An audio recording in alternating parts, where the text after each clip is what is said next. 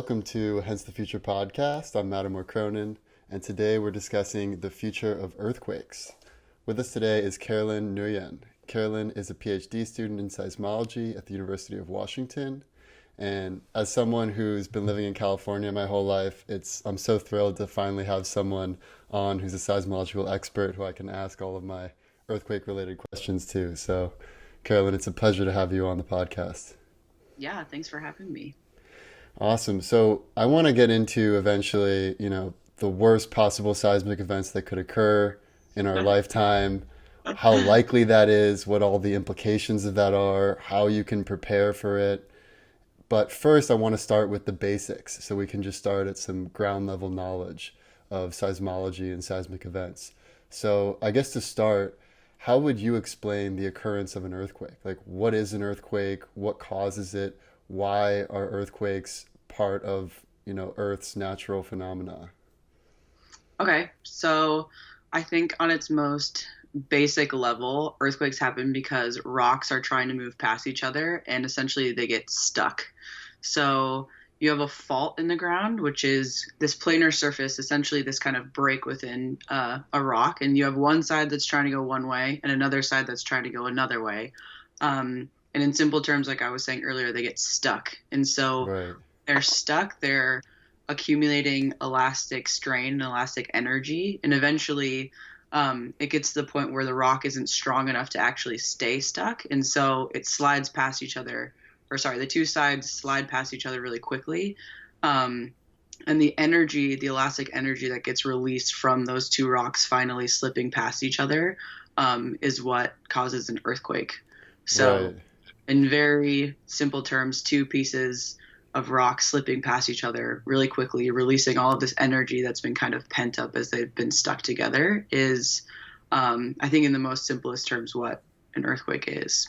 Right. And that's the case with the San Andreas fault as well, right? Where there's all of this energy being built up and, almost like winding up a spring where after some amount of time, there's just so much energy that it must be released. And I've seen some stats around like, that in any given year, there's a 3% chance of the next big like San Andreas earthquake happening. So if you push it out to like 30 years, it's almost a 100% chance that there is going to be some, relatively major seismic event. Does that seem in line with what you've been researching? I haven't seen those specific stats, but I think, yeah, it really does come down to a statistics game. And it really just comes down to percentages, like you were saying, like there's a 3% chance in a certain amount of time. But yeah, I could see that happening. It's not unlikely that some catastrophic event isn't going to happen on the San Andreas Fault. It's really just a matter of time, and whether it happens in our lifetime or the next lifetime is really up for debate, I would say. But yeah, Right. I could see that happening. Yeah, and I want to touch a little more about the idea that there's this pent up energy and then it gets released. So I understand that that's what's mechanically happening. I guess my question is, why are seismic events occurring at all? Like, what would Earth be like if there were no seismic events at all? Because it seems like with so many of Earth's processes, it's operating in this Goldilocks type of scenario so that it can maintain the proper conditions suitable for life. Like, the temperature is always being adjusted in the right sort of way. And, there's this magnetic shield, yeah, protecting us from asteroids and that sort of thing. So I wonder how seismic occurrences would fit into that model of the Earth, making itself as hospitable for life.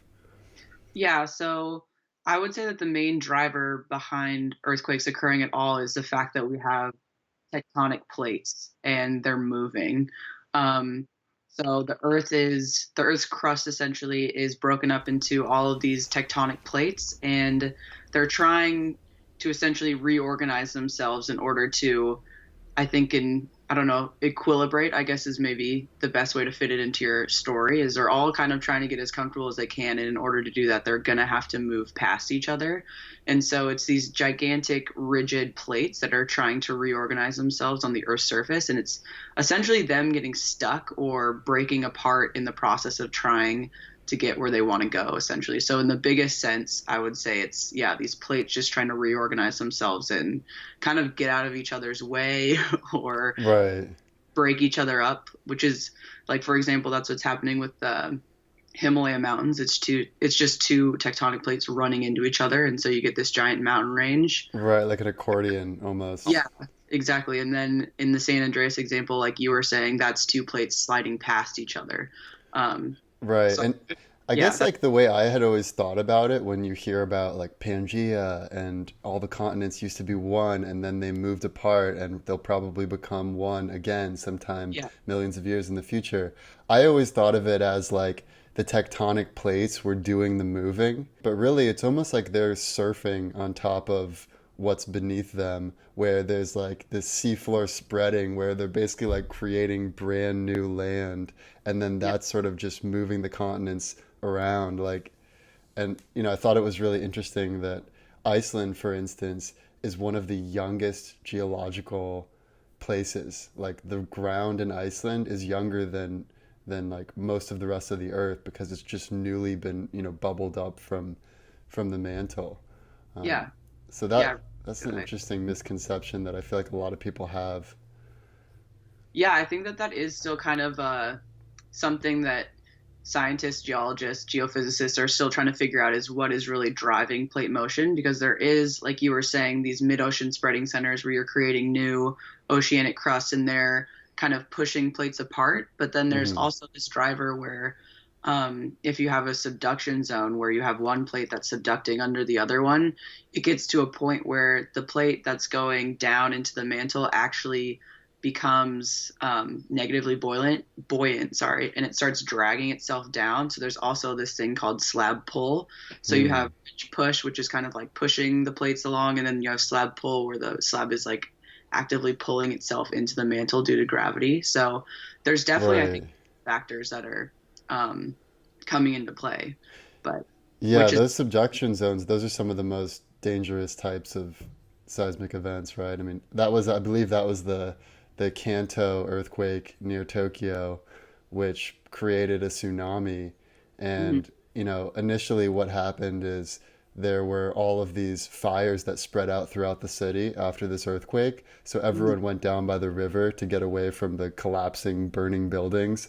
And mhm. then they were right in the path of this massive tsunami that just wiped out, so many people. So, Yeah, like, I guess two things that I didn't realize about earthquakes before I started researching this is A, that there's actually good results of earthquakes. Like, without seismic events, for instance, Los Angeles wouldn't be that great of a place to live because there wouldn't be mountains. The mountains wouldn't trap moisture. There wouldn't be fresh water. There wouldn't be groundwater. There wouldn't be as fertile soil. So, in some sense, it's like earthquakes are kind of necessary for creating a great place to live. And then the other thing I didn't realize is that earthquakes are not just one natural disaster. They're often the trigger of other natural disasters like fires and flooding and landslides mhm. and all these other things. So I guess like from your perspective, what are, you know, how do you think about earthquakes and all the implications that can result from them? Like where do you draw the line? Because it seems like a lot of it could just be, a lot of the natural disasters, other than the ones above ground, like hurricanes, could be tied to seismic events at their root. Yeah. So I guess I'm wondering where to Like start like with that. volcanoes, for instance. I never realized volcanoes were that related to seismic events. I guess it makes sense.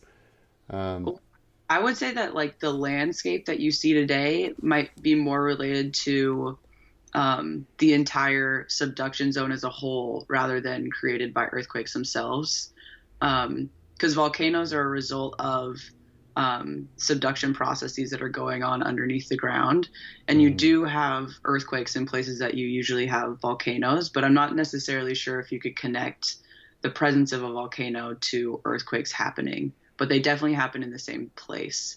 Hmm. Um, so I'm not sure how much beyond like fault scarps. So if you go um, along the San Andreas, you can actually see in like aerial photography where um, fault scarps have offset rivers, which is really, really cool.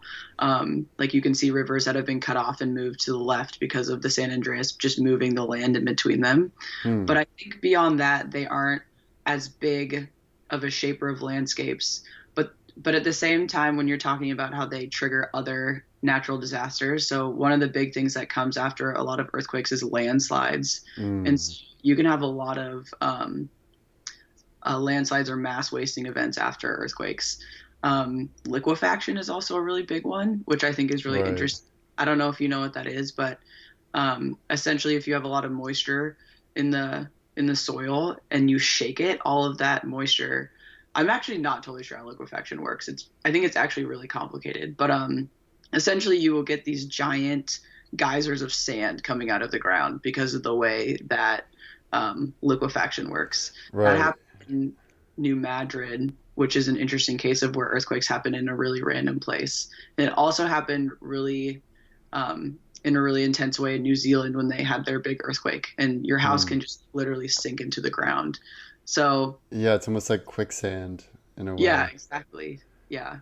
Um, Yeah, but yeah, it's I it's guess that scary. was, It's funny because like people seem to be the most obsessed with the Hollywood cinematic forms of disaster. So yeah. people are really, they love to worry about earthquakes or landslides Hmm. or anything that's like very dramatic.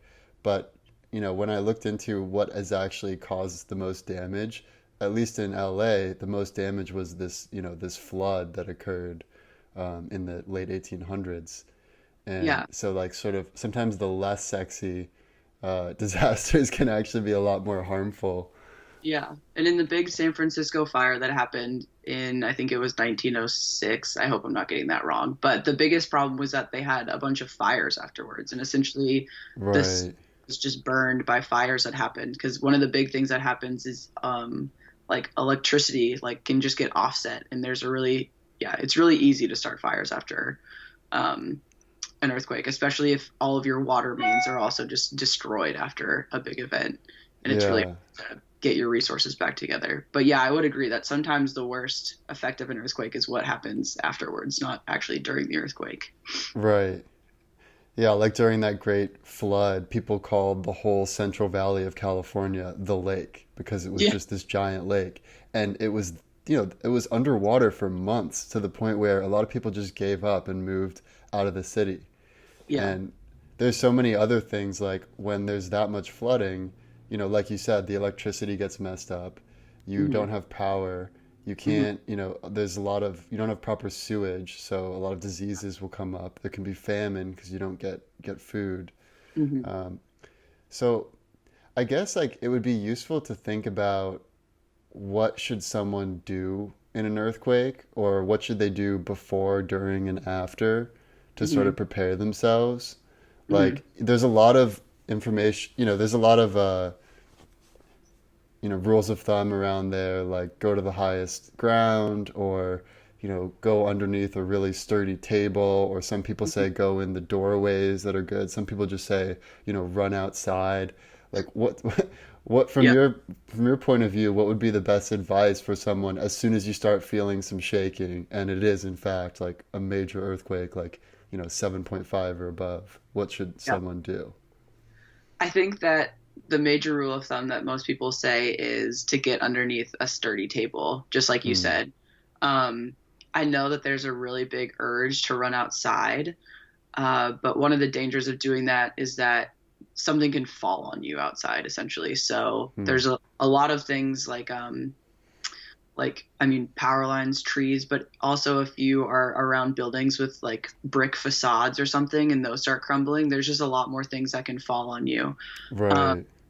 I'm always though scared of saying that because there's also at least so I'm in Seattle right now. There's a lot of unreinforced old masonry buildings that there's kind of been Hmm. a push to try and like reinforce and make these buildings more safe.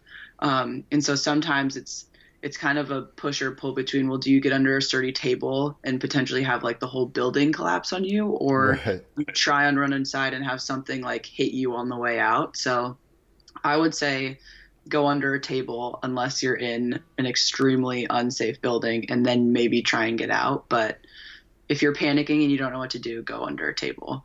Right.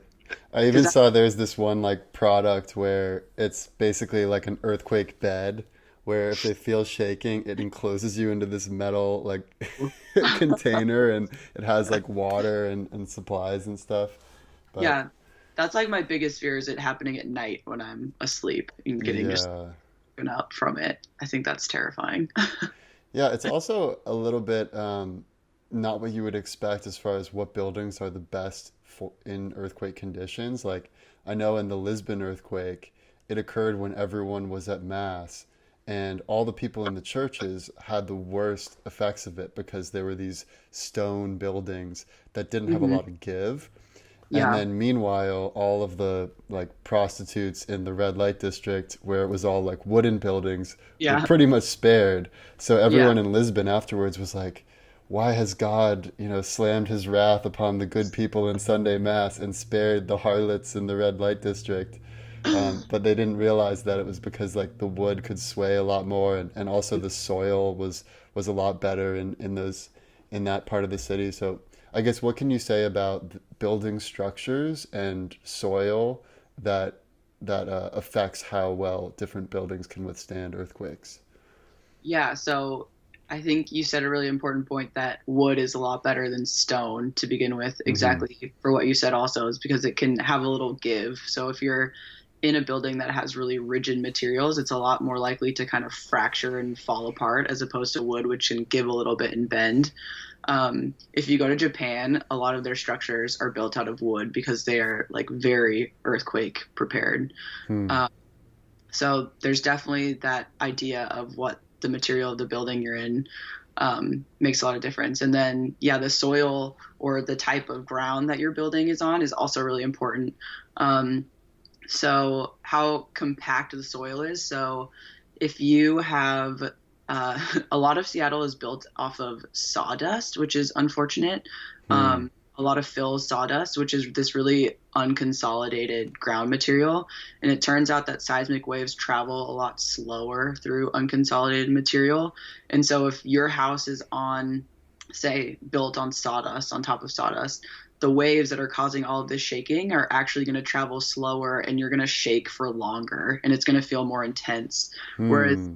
your building is on bedrock, so something that's really rigid, and doesn't have a lot of give, the waves are going to go through a lot faster, and the shaking is going to seem like it lasts shorter and isn't going to be as intense.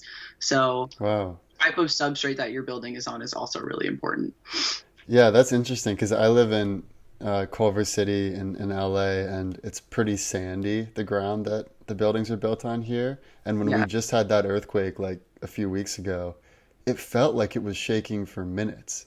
I mean, yeah, I know it wasn't because it wasn't that big of a magnitude to be that long, but it didn't feel like 15 seconds or 30 seconds. It felt like it was going on for a really long time, and it almost felt like you could feel the sandiness of just how everything was hmm, almost maybe not fully liquefied, but it felt much more liquefied than how it yeah, normally feels. yeah. And another thing, I mean, there's so many things to consider with how where you are located relative to the earthquake is going to affect the shaking you feel. But another thing is if you, I'm not familiar so much with LA and if it's in a basin. I want to say you're in a basin. But Seattle is located within a basin. And if you're near the edge of that basin, you can also feel effects from just the seismic waves being concentrated along that basin edge. Hmm. So there's other things like that. So the geometry of the substrate that you're on and what's right next to you and the building. And one of the things that I think is really interesting too is that um, a lot of people, after there was an earthquake a long time ago, well, not a long time ago, but in 2001, and or was it 98? Sorry, it was when I was little. But Hmm. essentially, my sister was downtown in one of the like tall skyscrapers, and I was like, oh my god, that's like probably the scariest place to. Right. Was this the Northridge one? It was actually the Nisqually one. Oh. It's like a 6.8, um, and so you could like feel it. And it was during the day. It was like in the middle of the day. I was in fourth grade, I think, and we all got under our desks, and then we were out at recess for like the rest of the day. But as I got older, I learned that it's actually those kind of like big construction, like have to go through a lot of city planning, like those types of buildings are sometimes the safest to be in because they're actually under the scrutiny of like seismic hazard preparedness. Like you Right. build a building so that you know that it's safe for an earthquake, whereas any given like home that you're living in doesn't have to subscribe to these really strict rules about how safe it needs to be. So sometimes Right. those big buildings is the safest because they've actually been paying attention to all of the guidelines for making it as safe as possible. Right. I know that Mayor Eric Garcetti in Los Angeles implemented a law where any new building being built has to meet these seismic safety standards, Hmm. but they did not mandate that existing buildings be retrofitted. Yeah. So a lot of the buildings, if they were built, a long time ago, like the 70s, 80s, 90s, Hmm. they could be at risk. And especially a lot of the buildings that, they'll have the first floor is like for restaurants and retail shops. So they'll just be big glass windows. So they don't have as much stability as like the second and the higher floors. So it's Yeah. almost like they're weak at the knees and then Hmm. it could potentially collapse. And I don't know if you've seen the movie San Andreas with The Rock, I have but seen many commercials for it, but it But in looks. that movie, The Rock's estranged wife is in this big building, and he's like, get to the top of the building. I'll pick you up in my chopper." And so she goes to the top, and then sure enough, the first floor of the building collapses, and then these other floors start collapsing. But because she's on top, she's sort of just like riding it down, and then The Rock, of course, saves her in the nick of time. He's so smart. But is that the advice you would give? Like if someone finds themselves in a building like near the roof where maybe there's not enough time to go down to ground floor, like would you recommend that they go to the roof of the building? Yikes. Ooh, I don't know. um, No one's make, gonna sue you if they take your advice and that's die what because they'll be that's dead. yeah, it's really scary because sometimes your building can withstand an earthquake, and then like there's always I feel like some stories of people leaving their houses and then going back in and then having it collapse. So Hmm. I don't know. I think if you had someone that could come and get you on the roof, then yeah, maybe if your husband was a rock with a helicopter, I would say you're a normal everyday person. I don't know. I don't know if I can answer that one. Yeah, that's all right. Another question I have is how to think about the level of seismic events. So there are these Richter scales, right, where it's like, a 4, a 5, a 6, a 7, an 8, and 9 magnitude earthquake. The biggest one ever recorded was a 9.5. But, a lot of people think that it's more linear, but really it's an exponential scale. I guess, can you give a sense of what it would be like for our listeners to be in, let's say, a magnitude 5 versus a magnitude 7 versus a magnitude 9? Like what the difference would be like for someone experiencing each of those quakes? Yeah, so if you have anything, I would say below a 3, you might not even feel it. Versus a 4 or 5, you're starting to get something that you're definitely going to feel the shaking. We had a 4 in Washington like a week ago, and it woke people up. I slept through it, so it's Yeah, kind of Kip slept through it too. yeah. Like I would sleep through it, but a lot of people were like, "Oh my God, did you wake up?" And I was like, "Oh no." So that's when it's kind of like, are you a heavy or a light sleeper? I would say it's like around a 4. Um, when you're getting up to like 5 or 6s, that's when you'll like definitely start feeling it. Um, the one that I was in when I was younger was a 6.8. So that's the only like firsthand experience I can tell you about. But it was definitely like you can feel that shaking. Once you start getting up to 7, 8s, 9s, that's when you're gonna have, especially 8s or 9s. That's when like stuff is going to be like shaking pretty hard. Things are gonna start like falling off your shelves, like buildings are going to be destroyed. So yeah, when you talk about the scale, a 6 is 10 times as powerful as a 5 and is Mm. 100 times more powerful than a 4.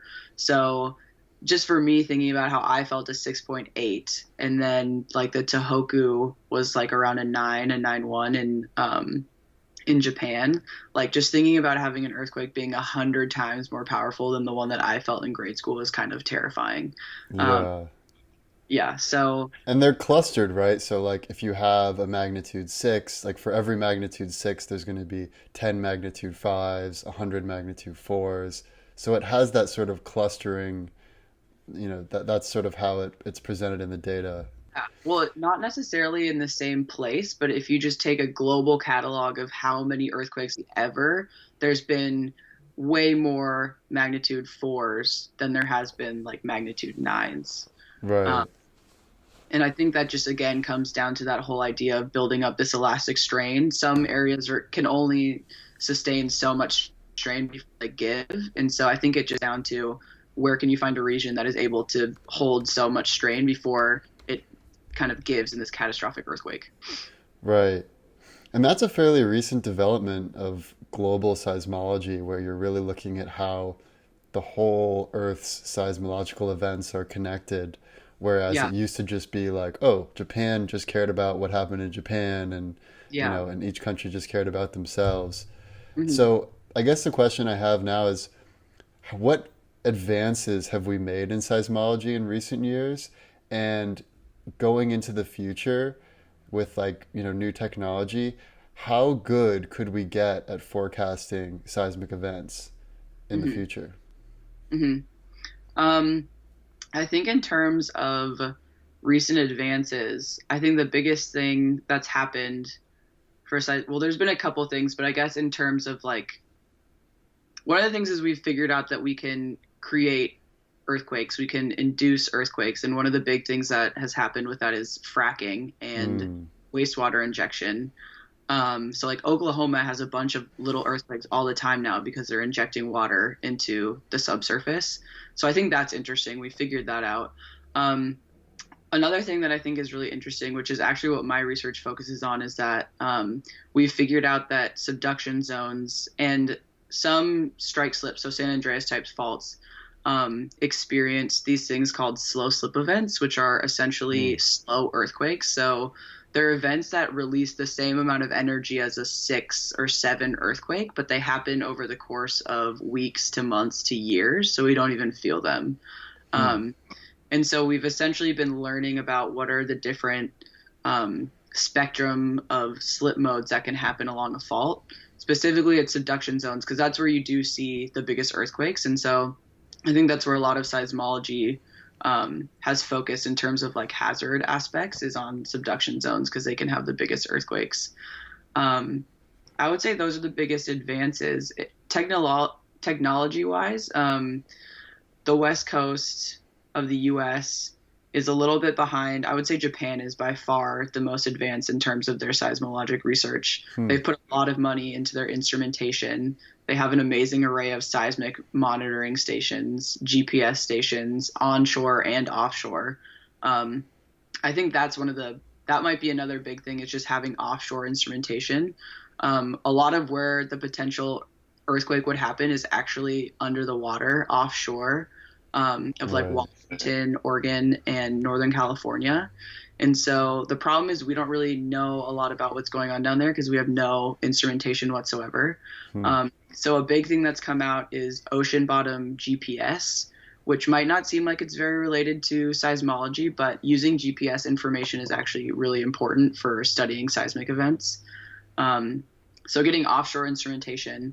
And so that kind of leads into my next point, which is that there's this thing called, oh, what is it called? Shake alert, which is what, Right. I know everyone in LA was talking about that with the recent quakes, but a lot of people were pissed that Shake Alert didn't properly warn them for the last one that yeah, happened. What was the yeah, reason there? What happened? yeah. So Shake alert is still in its very young stages. And I think one of the problems with it right now is that they're being overly careful with false earthquakes. So one of the things Hmm. that happens is like when you're working through this new algorithm of how to warn people is that you get a lot of false alarms. So something it thinks that there's an earthquake. And so I think one of the things is they're being overly careful and they're not letting every little thing be sent to your phone, which I Right. is probably a good thing because you'd be getting it all the time, and then people would just be like, oh, another earthquake, and they probably wouldn't take it seriously. And then when a real one happened, maybe they would just be like, oh, it's just another shake alert earthquake. Um, Right. There's so many earthquakes going on all the time that, I've heard that the U.S. Geologic Survey has an alarm that goes off if no earthquake has been detected in 12 hours, because really, that must mean the system's broken because yeah, there big has storm. never been 12 hours without an earthquake in the history of us recording earthquakes. That So, is crazy. yeah. Um, But personally, I would like to know that, oh, there's a, X percentage likelihood of an earthquake happening today or this week. mhm, Even if it's wrong, most of the time, it would be mhm. good just to sort of have it in the back of your head. Yeah.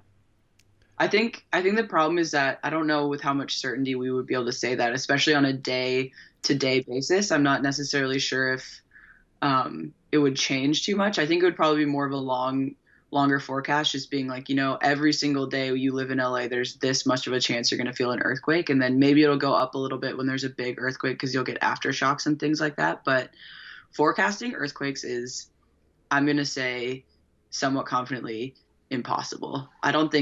I'm not very confident that we'll ever be able to say there's an earthquake, it's going to be this big, and it's going to happen in 2 weeks. Right. Well, I've heard that prediction is not possible, but forecasting with just raw probabilities is Yeah, sort of the name of the game. yeah. And Um, even that can be wrong, unfortunately. right.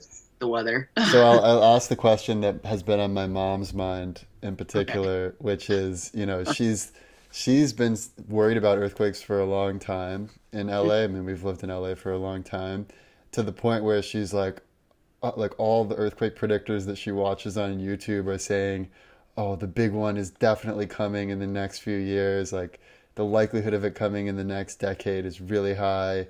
And my mom's even thinking about maybe I should go move to Buffalo with my family or move somewhere else where it's more safe. Um, I guess like for someone who is considering whether to move out of LA or not, what would you say to them as far as how reasonable that decision would be? I think I honestly think that's pretty reasonable. If you're living near a big fault like the San Andreas or on a subduction zone like me in Seattle, I think you have to consider that when you are deciding to settle down somewhere. Because I mean, it could happen tomorrow or it could happen 100 years from now. So it's Right, possible maybe she'll move to Buffalo and like it'll never even happen, and she'll be like, "Why did I move?" Or it could happen in like a week. So right, I think that that's a perfectly fine way to look at it. It's kind of just like balancing your risks and what you're willing to risk essentially, because maybe right. it can happen or maybe it will tomorrow. So I think it's totally valid. Um, And if you have like she has earthquake insurance on our house, and so if there was a big earthquake, then at least like the cost of the damage would be covered. And then I guess the other risk is that, she could get hurt during the yeah, definitely. earthquake. Um, but I guess like how much do you think the lingering effects of some big earthquake would affect a city like Los Angeles as far as like the real estate value, like just like, the stock market, the like what would be the economic impact of someone who owns a house in LA, has a business in LA, works in LA, and then the big one comes? Like, do you think it's Yeah, going to be a speedy recovery? Do you think it's going to it could really impact LA as a viable city for the next decade? Like, what do you yeah. If what do you it's think? if it's a really big one, I think it would be pretty catastrophic for LA because one of the things is I think a lot of the infrastructure in any big city that experiences a big earthquake, um, that isn't. I'm not saying LA isn't prepared, but any big earthquake can just destroy, I think, any city, no matter how maybe prepared it is. One of the things that I think about for LA is um, the way that LA is built is that it takes advantage of a lot of geologic structures to begin with. So a lot of Hmm. like where the highways go are essentially like fault strands. And Wow. so yeah, so there's the potential to have just like the entire, not the entire, but a lot of your highway and transportation infrastructure like destroyed. It's also, I think, a lot of the way LA gets its water. Um, Mm. those kind of like low points in the geology, which are also usually along fault strands, are these like huge cement pipes that are just being pumped into LA. So if you potentially lose all of your transportation, a lot of your water, electricity would probably be destroyed. I think the biggest thing for cities is that people are going to try and get out essentially. Like it won't be a Yeah. place to live. And so if you have a business there, there's not going to be anyone coming to your business. If you have a house there, you might not even be able to like get to your house. Um, Right. And the other thing that kind of scares me is that at least the current federal government isn't too fond of California. So you could see a scenario where the Trump administration is basically like, oh, this is God's retribution and, their liberal way of life and gay yeah, marriage and all that stuff. They were just asking for it and then maybe not giving the aid yeah, that, would be given under like the Obama administration or a more liberal administration.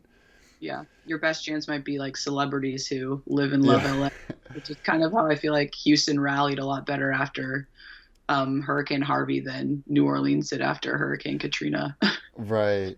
And like yeah, Puerto Rico got had a pretty, raw end of the deal with Yeah, their disaster, Hurricane yeah, Maria.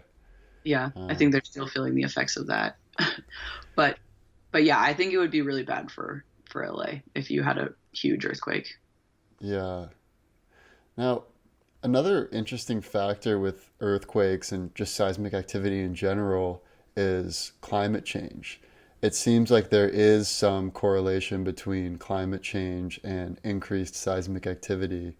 Have you looked into that at all, or is that something that's on your mind as one of the factors in this increased risk?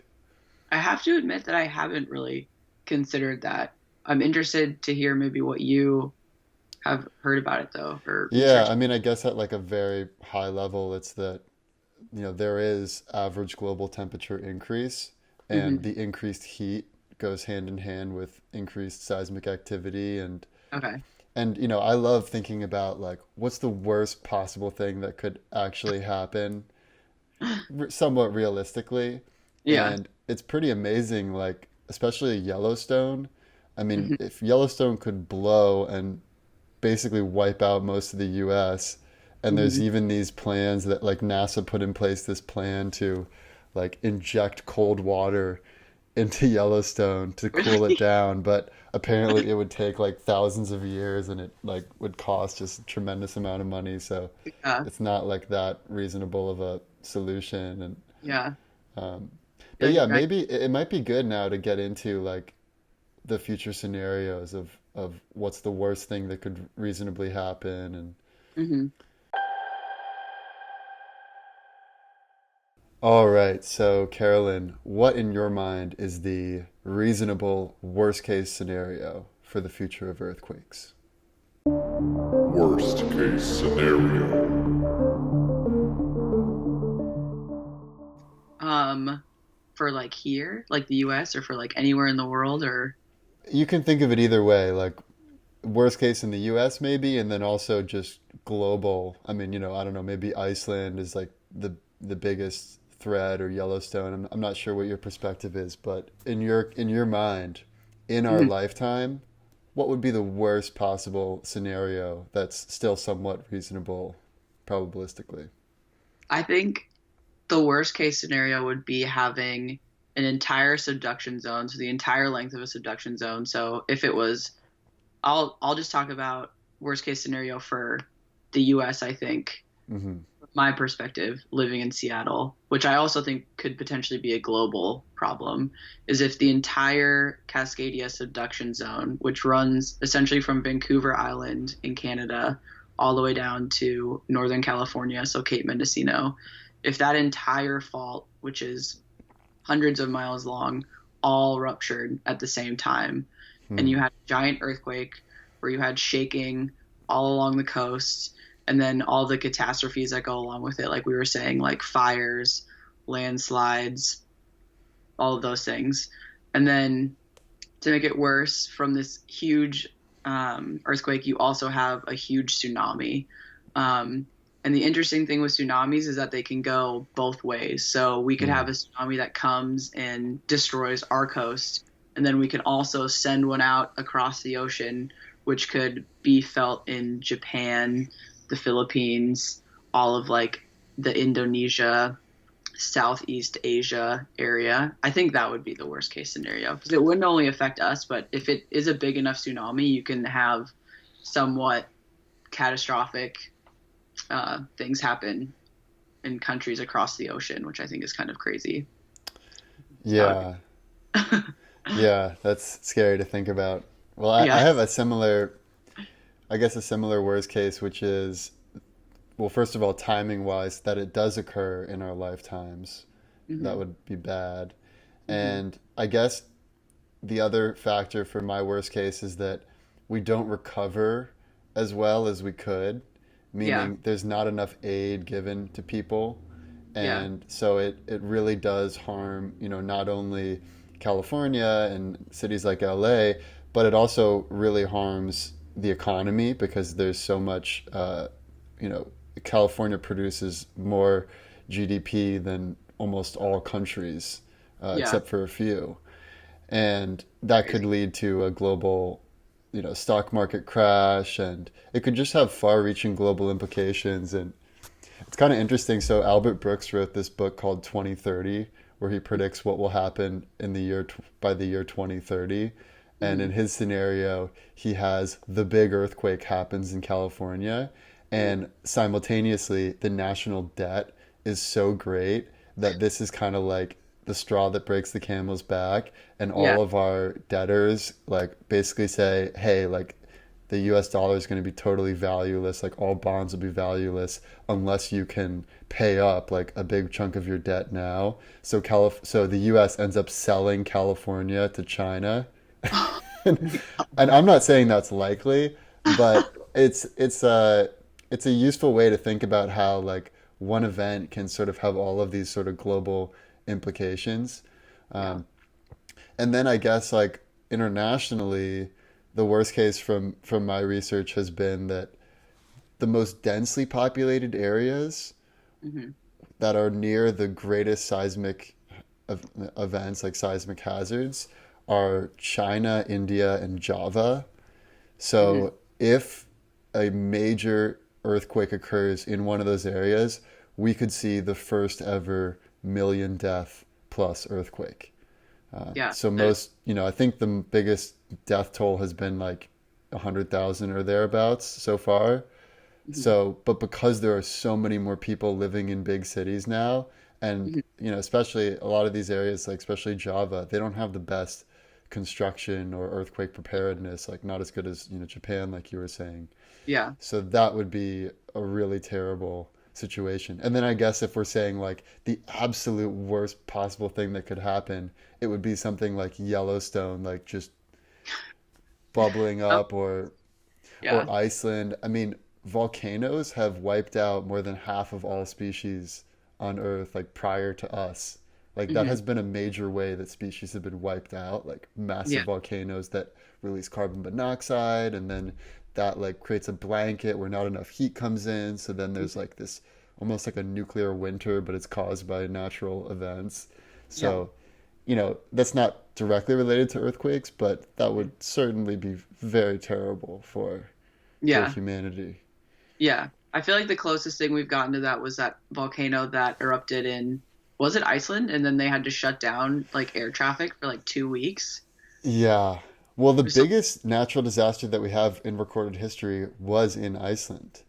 And really, there's even this story of like the fire priest where like all of the people in Iceland, they basically Iceland is just one giant volcano, like one it's all giant active pretty, volcano. yeah.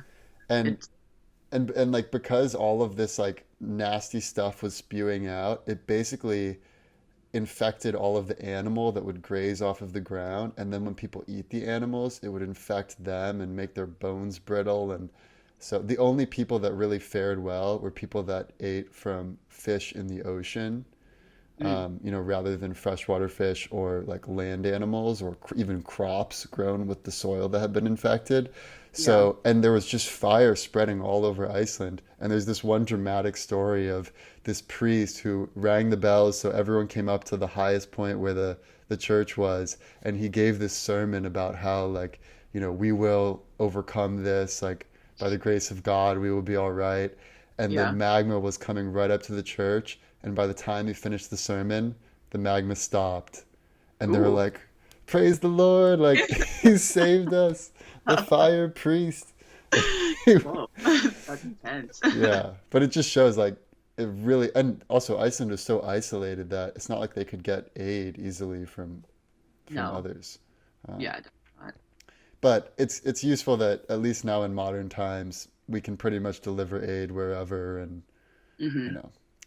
Um, but yeah, maybe we turn it around and think about the best case scenario now. Best case scenario.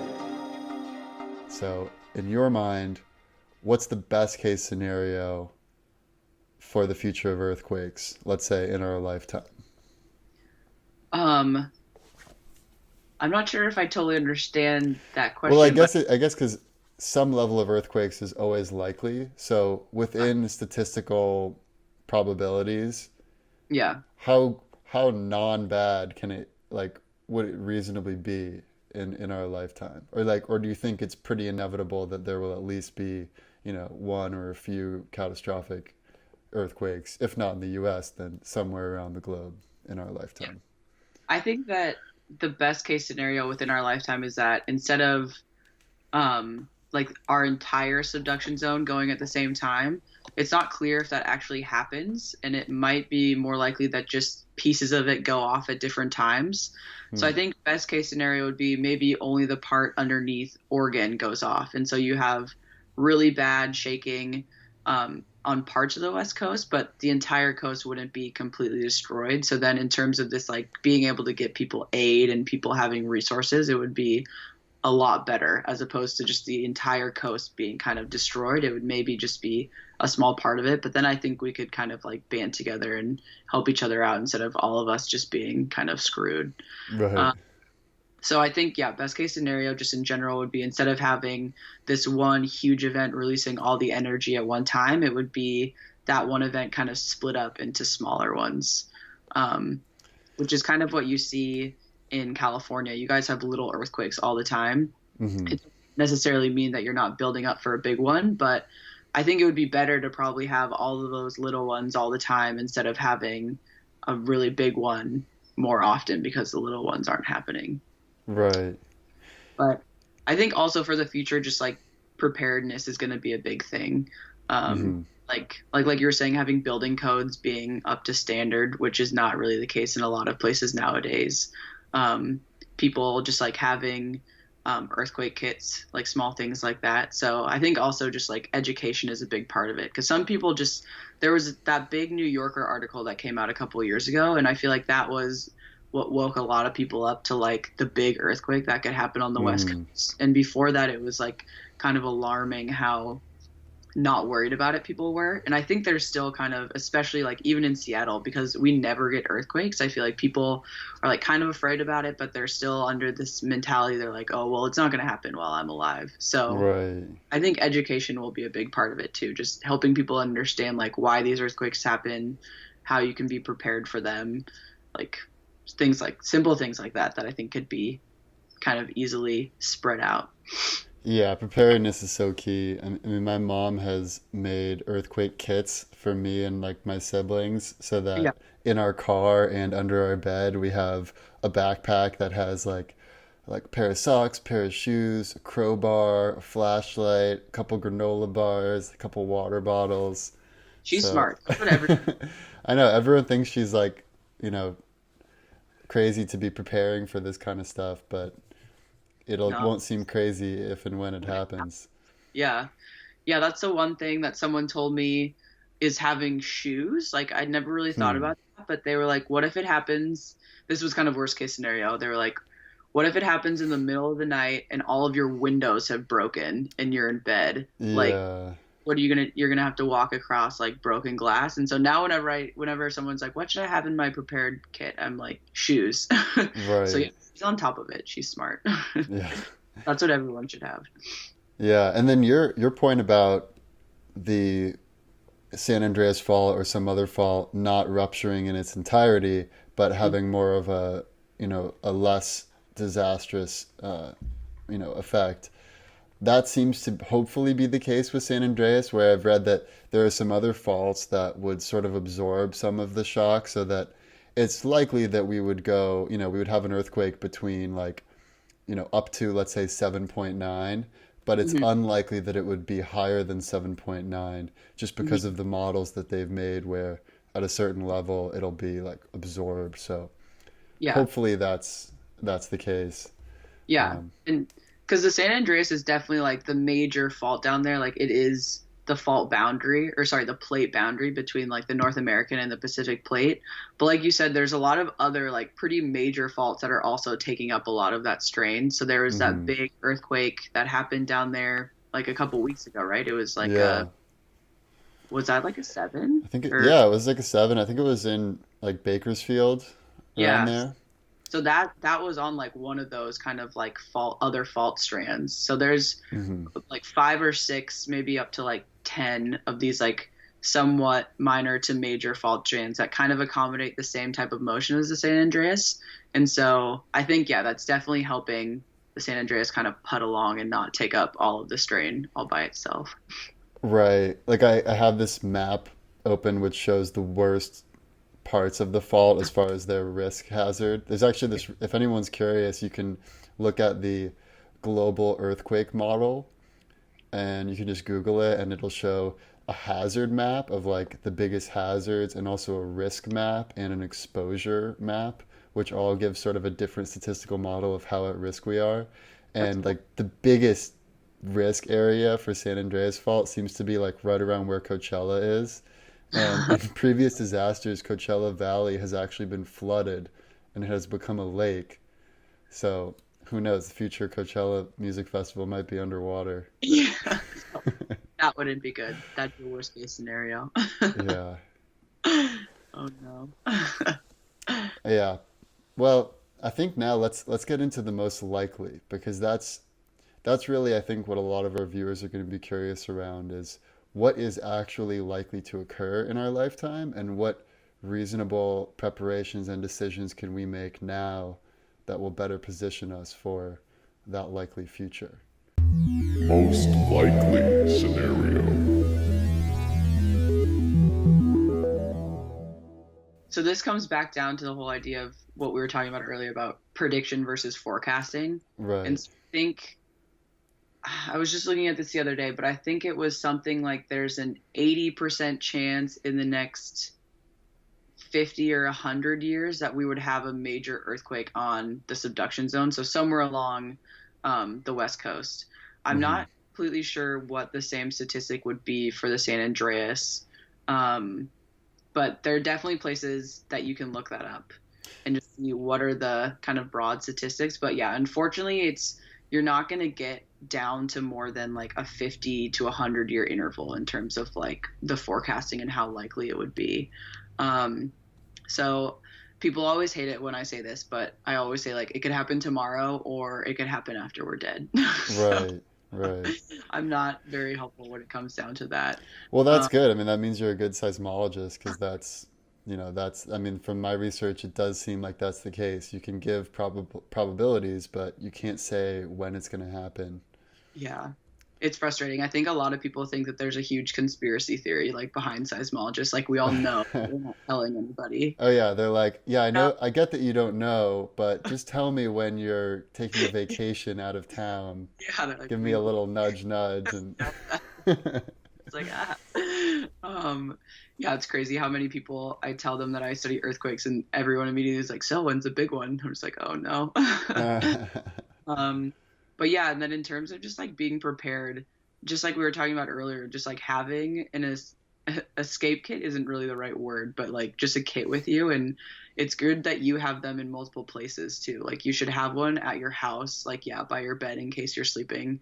And you should also have one at work. And then the other one that kind of scares me sometimes is you should have one in your car.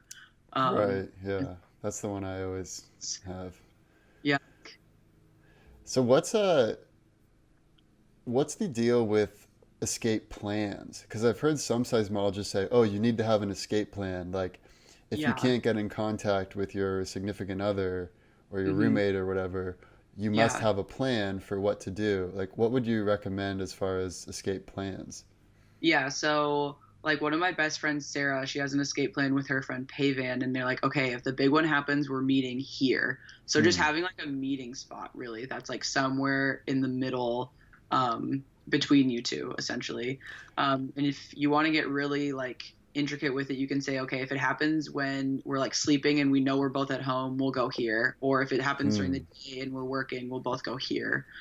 But how Um, would you get there if like some of the traffic and the highways might get destroyed? Like, do you yeah. recommend that everyone has like a bike or maybe electric scooters? Birds. Yeah. Yeah, the real question is like what is going to be the state of the roads? Because Hmm. one of the things that I'm afraid of is that like all of the bridges in Seattle were built probably before anyone was really thinking seriously about seismic hazards. And so one of my biggest fears is all the bridges are just going to go. And Hmm. then if that doesn't happen, you could potentially just have like huge cracks in the road. I don't know how big they would get, but it's also just like how good of quality are the roads going to be? Having a bike might be good. I think cars are going to be out of the question. Traffic is going to be Yeah. just like from the get go. But yeah, I think having those meeting places be walkable places, which I don't know, might not be possible in some circumstances depending on how far away you're living from your loved ones that you want to make this plan with. But I would try and make it somewhere that's pretty in the middle of you, maybe avoid bridges in case any of those go. Um, Hmm. a bike could be helpful, but like I said, who knows what the roads are going to look like. Um, Right. There's also the risk of looting and violence and yeah, law and order going out the window and Yeah, that's also another scary prospect of that. I was thinking about that today, actually. I was like planning on going to REI, and I was like, if it happened, like that would be a great place to be because you'd be right by REI. But then I was like, oh, I guess I'd have to be one of those people that's just like stealing things. But yeah, I think that's I also know. I another. have like an ice axe that I could use to defend myself, but if Oh, other yeah, people have guns, I don't know how much that'll help. little yeah. Yeah. But yeah, the other thing is if you're living in somewhere where the tsunami would actually impact you, knowing where high ground is, a lot of places have tsunami evacuation routes, so knowing that would also be really important. Right.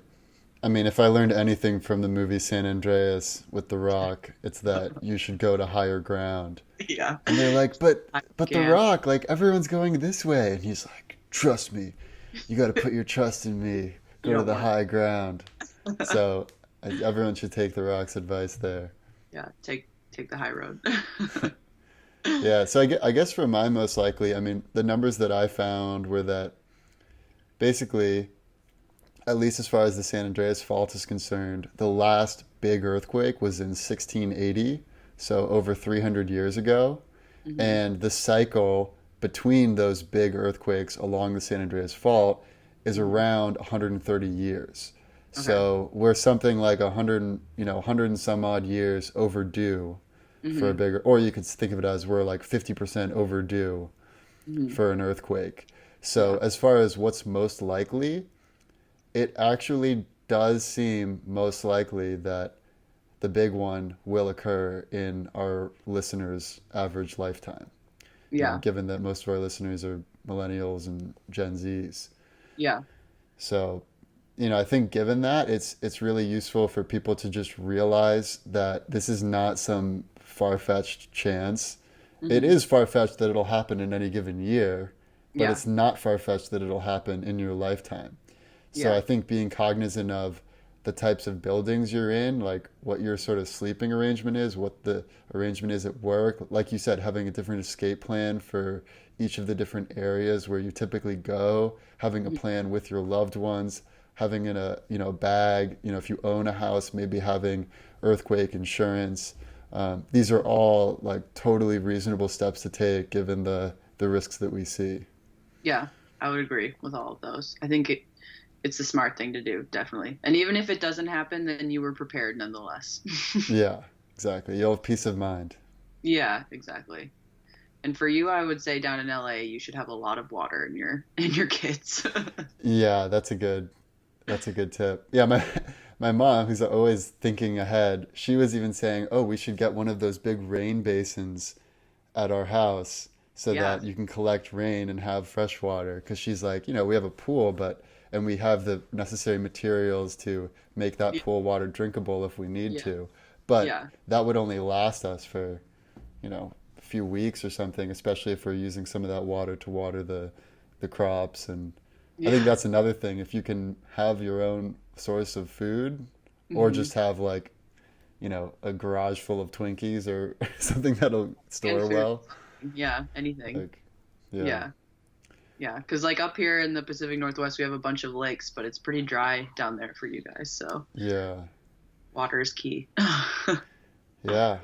Well, thank you so much for coming on this podcast. It's really been enlightening for me, and I'm sure a lot of our viewers around the risks of earthquakes.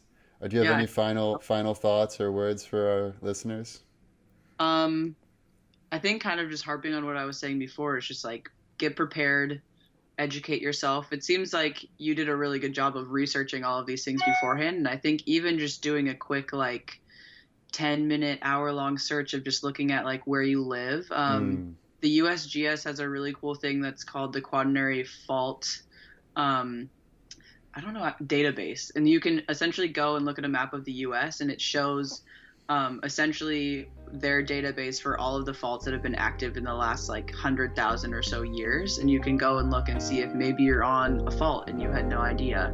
So right. kind of educating yourself about the geology and the hazards around you, I think, is probably the most important thing.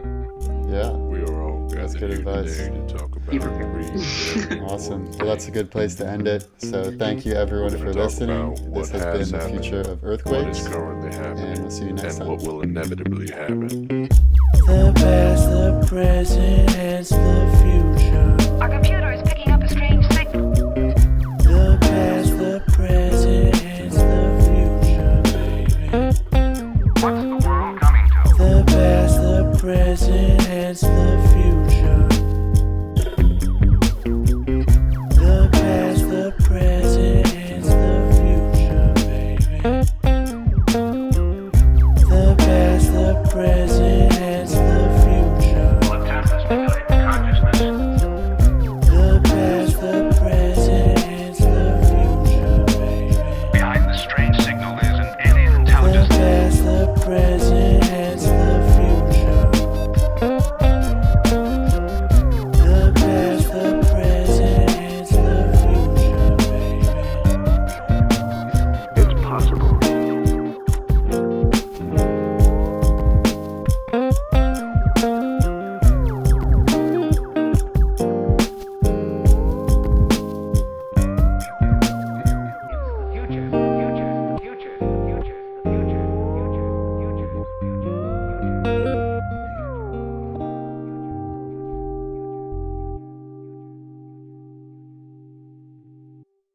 Hey Futurists, if you've made it this far, you might be wondering who created the Hence the Future theme song. It was created by the Walden Brothers, and you can find them on Spotify. The Walden Brothers also produced the sound bites for the worst case, the best case, and the most likely future scenarios. At Hence the Future, we're always looking for ways to improve the quality of our episodes and our predictions. To that end, we're building a team of researchers to curate the most authoritative and highly vetted sources as the foundation for every episode. If you'd like to support these efforts, you can donate a small monthly amount at anchor.fm/hencethefuture. And if you haven't done so already, please rate and review the podcast on iTunes or wherever you listen to podcasts. We appreciate your support.